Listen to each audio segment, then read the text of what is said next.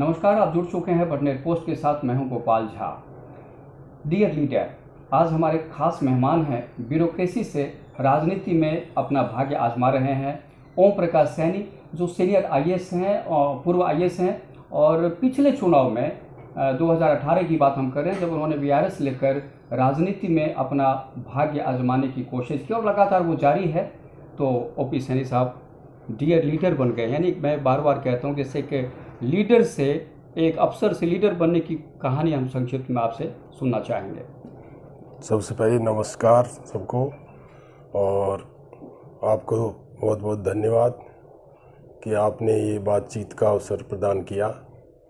मैं एक ग्रामीण परिवेश से आता हूँ, और जब हम स्कूल में पढ़ते थे उस समय 20 साल तक हमारे पिताजी सरपंच थे, तो उससे जनता की समस्याओं से तो मैं शुरू से ही जुड़ा रहा और ऐसे माहौल में रहा कि हमें ज़्यादा से ज़्यादा जनता के साथ में रहना चाहिए, उनकी समस्याओं को, उनका हल ढूंढने की कोशिश करनी चाहिए।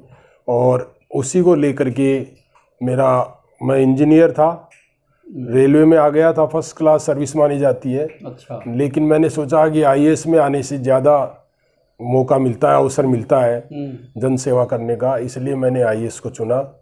और उसके बाद में जैसे ये 2018 में अवसर मिला, तो मैंने बैकवर्ड क्षेत्र जो है करौली, हमारे जो पिछड़े इलाके हैं उनमें आता है पूरे देश में, पूरे प्रदेश में, इसलिए मैंने सोचा कि मेरा जो अनुभव है उसको काम में लेते हुए प्रशासनिक सेवा के अनुभव को, और एक प्रदेश का जो पिछड़ा क्षेत्र है उसके विकास में मेरे को जुड़ना चाहिए। तो एक इंजीनियर, फिर आईएएस, फिर राजनीति, और राजनीति में भाजपा ही क्यों? अभी तो आप देख रहे हैं कि जब से हमने देखा है पार्टियों को, तो भाजपा ऐसी पार्टी है जिसकी दिशा है, जिसकी नीति है, और जो जनता से जुड़ी हुई पार्टी है। और मैं ये कहूँगा कि सबसे प्रजातांत्रिक पार्टी भी भाजपा ही है, क्योंकि कांग्रेस की तो आप देखते हैं शुरुआत ही जब हुई तब 15 राज्यों में 15 में से किसी ने ये नहीं कहा था, उन प्रदेशों के अध्यक्षों ने, कि जवाहरलाल जी नेहरू को प्रधानमंत्री बनाया जाए। सब सरदार पटेल को प्रधानमंत्री बनाना चाहते थे, लेकिन अब गांधी जी थे, महात्मा थे वो, उनके लिए हम क्या कह सकते हैं। लेकिन प्रजातंत्र का जो तरीका है, जो संविधान हमने पढ़ा है, जो पार्लियामेंट्री डेमोक्रेसी हमने ब्रिटेन से ली है, उसके अंदर तो जो प्रतिनिधि हैं, जो बहुमत से फैसला होना चाहिए। लेकिन गांधी जी ने अकेले ने फैसला किया, सरदार पटेल की जगह सारे 15 राज्यों के अध्यक्षों के चाहते हुए भी सरदार पटेल की जगह जवाहरलाल नेहरू को प्रधानमंत्री बनाया। तो जिस पार्टी की शुरुआत ही ऐसी हुई है, उसमें तो मैं क्या कहूँ। राजस्थान की एक बात करेंगे, क्योंकि जब राज्य वसुंधरा जी का राज था उस वक्त, और आप इरिगेशन सिस्टम को बहुत आपने नज़दीक से देखा, इस पर काफ़ी काम भी किया। हम जानना चाहेंगे कि जिस इलाके में हम बात कर रहे हैं, यहाँ पर इरिगेशन के अलावा बहुत कुछ है नहीं यहाँ पर, तो इरिगेशन सिस्टम की कुछ खामियों को दुरुस्त करने की ज़रूरत है आपके हिसाब से? बिल्कुल है। मैं आपको बताऊँ, जैसे ही मैं 2006 में सिंचाई विभाग में सचिव बना, मैं जो पूरा हमारा नहर है, राजस्थान नहर, मोहनगढ़ से लेकर के और जहाँ से ये नहर निकलती है वहाँ तक, पूरी नहर के ऊपर मैं पहला अधिकारी हूँ जो इस नहर पे पूरी पे चला, और फिर अमृतसर में गोल्डन टेम्पल में दर्शन करके मत्था टेक के फिर वापस मैं गंग नहर से होता हुआ और वापस पूरी नहर पे चला। वहाँ पे जो रिसाव हो रहा था, जो नहर टूटी हुई थी पंजाब साइड में, उसका पूरी की रिपोर्ट बनाई, राज्य सरकार को प्रस्तुत की, वहाँ से स्वीकृति ली गई, पंजाब सरकार से बात की गई, वहाँ से स्वीकृति ली गई। और अब आप देख रहे हैं कि उसमें काफ़ी काम जो है वो पिछले सालों में हुआ है नहर के ऊपर, और रिसाव कम हुआ है। तो इसमें जो दिक्कतें हैं वो आती रहती हैं, उसका जो प्रबंधन है वो ठीक से होना चाहिए, और सिर्फ अधिकारियों पे उसको नहीं छोड़ा जा सकता सिंचाई विभाग के। उसके लिए प्रशासन है, जिला प्रशासन, जनप्रतिनिधि हैं, राज्य सरकार है, मंत्री स्तर पर भी उसके ऊपर मॉनिटरिंग की आवश्यकता रहती है। आप जब वो सीएम वसुंधरा राजे थी उस वक्त आप सेक्रेटरी थे, सीएस भी बने, उनके साथ काफ़ी कहते हैं तारतम्य आपका बैठता रहा, आखिर वजह क्या है इसकी? नहीं, देखिए हमारी तो ट्रेनिंग ये होती है कि जो भी मुख्यमंत्री हों, मंत्री हों, उनके दिशा निर्देश के अंदर ब्यूरोक्रेसी काम करती है। और अब उसमें ये फ़र्क ये हो जाता है कि कोई अधिकारी होते हैं, उनका बैकग्राउंड जैसे मेरा ग्रामीण है तो मुझे समस्याओं के बारे में जल्दी पता लगता है। ठीक है। जो आईएएस में कुछ ऐसे अफसर भी आ जाते हैं जो दिल्ली में ही जन्मते हैं और दिल्ली में ही पढ़ाई करते हैं, उनको जो भारत है, ग्रामीण भारत, उस भारत के बारे में पता नहीं रहता। उनको इंडिया के बारे में तो पता रहता है, लेकिन भारत के बारे में पता नहीं रहता है। तो ये मैं समझता हूँ कि मेरा ग्रामीण परिवेश के कारण मुझे फ़ायदा हुआ।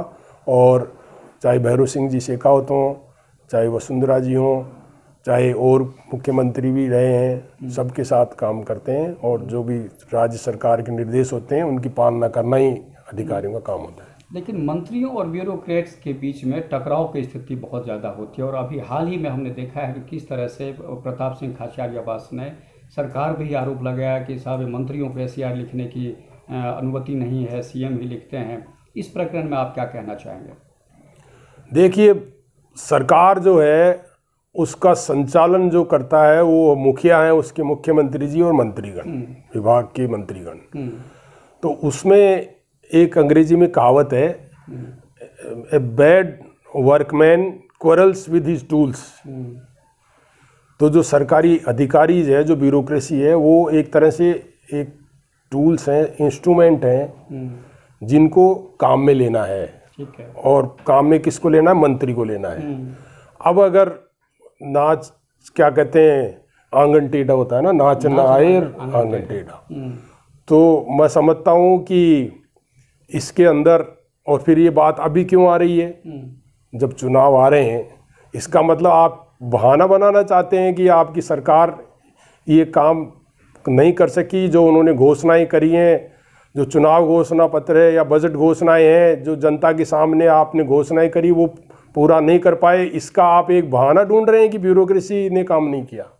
तो मैं समझता हूँ ये एक बहाना है, वरना ब्यूरोक्रेसी तो जो निर्देश होते हैं सरकार के वैसे ही चलती है।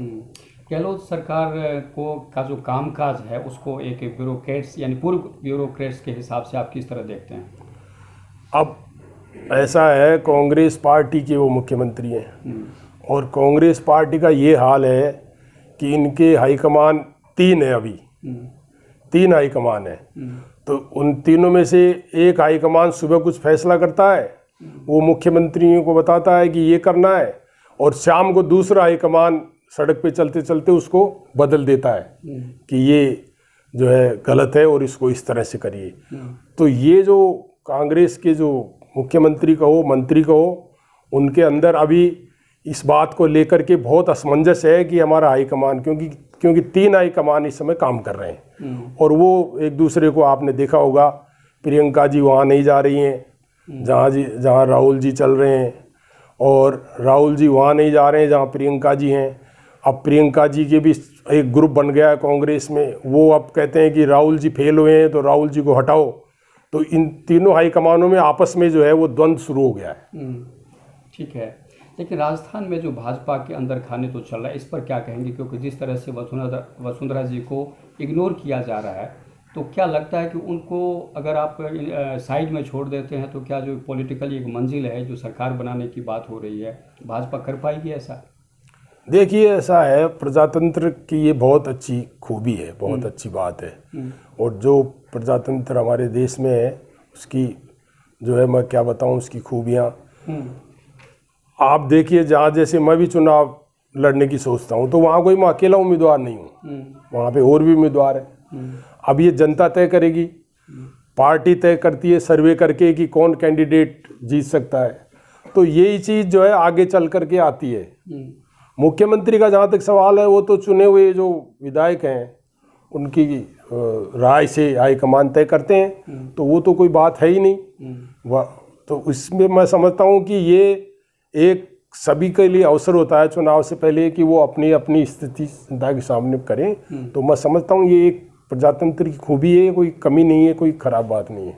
2023 की तैयारी शुरू हो गई है। ओपी सैनी साहब करौली से ही चुनाव लड़ेंगे या कहीं और से? अब मैं वहाँ, मेरा कार्य क्षेत्र रहा है, पिछला चुनाव में वहाँ लड़ा है, मैंने लड़ा है, तो मेरे को पार्टी पूछती है तो मैं वहीं से लड़ूंगा। बाकी पार्टी का जो निर्णय होगा वही निर्णय मान्य होगा। फिलहाल आपने कांग्रेस की बात की, तो भारत जोड़ो यात्रा पे निकले हैं राहुल, और बहुत जल्दी यानी 3 दिसंबर को राजस्थान में भी एंट्री करेंगे वो। पूरी भारत जोड़ो यात्रा को आप किस तरह देखते हैं? देखिए, अगर कोई चीज़ टूटी हुई है, इसलिए उस टूटी हुई चीज़ को पहले तो टूटी हुई हो तभी तो जोड़ेंगे। तो भारत तो जुड़ा हुआ है, सदियों से जुड़ा हुआ है। जिस तरह से हिंदू मुस्लिम की बात उनको जोड़ना है बात में सबको, बात ये है कि उनको अपनी पार्टी को जोड़ना चाहिए, और उसके लिए उनके पास कोई अच्छा वेल्डर नहीं है। अच्छा वेल्डर हो तभी तो जोड़ेगा। तो अब वो भारत जोड़ो की बात कर रहे हैं, लेकिन पार्टी उनकी टूट रही है। और भारत जोड़ो में कौन जोड़ने जा रहे हैं? जो कहते थे भारत तेरे टुकड़े होंगे, टुकड़े टुकड़े करने वाले भारत को जोड़ सकते हैं कभी? और भारत जुड़ा हुआ है, बिल्कुल आप निश्चित मानिए, किसी को कोई संदेह नहीं होना चाहिए। भारत हमेशा से रहा है मजबूत। भारत कोई 1947 का नहीं है। भारत जो है वो ऋषियों मुनियों के टाइम से यहाँ पर भारत रहा है। कई जब आपके क्रिश्चियनिटी कब आई? ईसा मसीह का तो प्रादुर्भाव 2000 साल पहले ही हुआ ना। भारत और उसकी सनातन संस्कृति, उसका सनातन, वो तो कई हड़प्पा मोहनजोदड़ो, आज यहाँ बैठे हुए हैं हम, कालीबंगा पास में ही 80 किलोमीटर, 5000 साल पहले के तो वहीं पर हैं। तो और दुनिया में कहीं नहीं है। तो भारत तो हमेशा रहा है, वो दिलों में है, भारतीयों के दिलों के अंदर भारत बसता है, और वो भारत जुड़ा हुआ है। एक आखिरी सवाल, और जो पूर्व IAS जो भी हैं उनसे मैं सबसे एक सवाल कॉमन होता है मेरा, कि जब आप पद पे आसीन होते हैं, सेवा काल रहता है आपका, तब आप पॉलिटिशियन को बड़े ही हेय दृष्टि से, बहुत सारे ऐसे ब्यूरोक्रेट्स हैं जिनको मैं जानता हूँ, कहते हैं नेता आ गया आप तो ये वो, लेकिन जब वो रिटायरमेंट के नज़दीक आते हैं या रिटायर हो जाते हैं तो फिर वो राजनीति में अपना पदार्पण करते हैं। राजनीति आकर्षित क्यों करती है ब्यूरोक्रेट्स को? नहीं, देखिए, हमारे मुख्यमंत्री जी थे भैरव सिंह जी शेखावत, उन्होंने, वो हमारे जब ट्रेनिंग हो रही थी OTS में, तो वहाँ पे आए थे भाषण देने। उन्होंने बहुत अच्छी बात कही, जो मेरे को आज तक मेरे जहन में, पूरे 36 साल में IAS में रहा तो मेरे दिल में रही हो। उन्होंने ये कहा कि भाई IAS वाला अधिकारी, उसका जब कोई वरिष्ठ अधिकारी उसको कहता है, तब तो वो 19-20 हो तो भी वो काम कर देता है। और कोई जनप्रतिनिधि आता है तब वो जो है वो उसके दिमाग में ये आ जाता है कि मैं क्यों करूं। तो कह रहे आप यही सोचिए कि ये जनप्रतिनिधि भी जनता की समस्या को लेकर के आ रहा है, ठीक है, और उसको आप उसी भाव से करिए जो आप अपने वरिष्ठ अधिकारी का जैसे आदेश मानोगे, वैसे ही उस जनप्रतिनिधि, क्योंकि जनता सर्वोपरि है, जनता ही बॉस है, अल्टीमेट बॉस अधिकारियों का, नेताओं का, सबका जनता है। और आखिरी तो बोल दिया था, लेकिन फिर एक सेकंड आखिरी सवाल है, अचानक जहन में आया कि एक IAS और प्रमोटी IAS की बात होती है राजस्थान में अक्सर, और ये मीडिया में भी चर्चा होती है, पॉलिटिशियन में भी चर्चा होती है, और ब्यूरोक्रेट्स में तो ज़्यादा ही होती है। कहते हैं कि जो प्रमोटी IAS जो जैसे हमारे राजस्थान प्रशासनिक सेवा से IAS में सेलेक्ट होते हैं, वो दोनों के काम काज में कुछ अंतर महसूस करते हैं आप? नहीं, मैं समझता हूँ कि कोई अंतर नहीं है, दोनों का ही फील्ड का अनुभव है। बल्कि कई RS अधिकारी जो IAS बनते हैं, उनका फील्ड का ज़्यादा अनुभव होता है, और उनको जब ऐसे पद पे लगाया जाता है तो वो ज़्यादा अच्छा, डायरेक्ट से भी ज़्यादा अच्छा बेहतर करते हैं। तो ये मैं समझता हूँ कि RS से IAS में प्रमोटी और डायरेक्ट IAS, उसमें कोई नहीं है। ये तो प्योरली व्यक्तिगत है कि आदमी को कैसा है, क्या बैकग्राउंड है उसका, क्या सोच है। चलिए, अगले चुनाव की शुभकामनाएं मैं दे सकता हूं आपको अभी, और उम्मीद करते हैं कि बहुत जल्दी हमारी फिर मुलाकात होगी। बहुत बहुत बहुत बहुत धन्यवाद। जय हिंद। ओपी सैनी, जो अब IAS के बाद अब भाजपा नेता आप कह सकते हैं, क्योंकि पिछला चुनाव ये कुछ वोटों से पराजित हो गए थे, लेकिन फिर चुनाव की तैयारी में है, और आप इस कार्यक्रम में आए, आपका बहुत बहुत धन्यवाद। जय हिंद।